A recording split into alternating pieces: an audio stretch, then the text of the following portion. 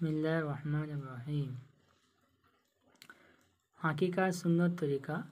আকিকার সুন্নত তরিকা হলো সন্তান জন্মগ্রহণ করার পর তার একটা সুন্দর নাম রাখা। আর সপ্তম দিনে, উদাহরণস্বরূপ যদি বৃহস্পতিবার জন্ম হয় তাহলে বুধবার, শুক্রবার জন্ম হলে বৃহস্পতিবার, কুরবানির ন্যায় সম্পূর্ণ 1 বছরের ছাগল অথবা ছাগির সন্তানের নামে জবাই করা। তারপর সন্তানের মাথা মুন্ডন করে দেওয়া এবং মাথার চুলের ওজনের সমতুল্য রূপা অথবা রূপার মূল্য সদকা করে দেওয়া।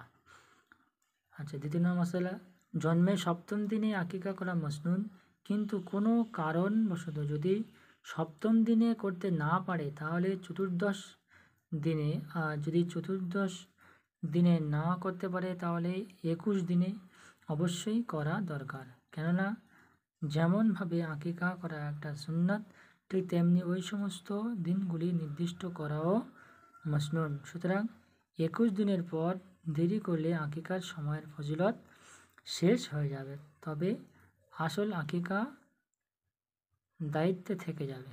ফতুল বারী।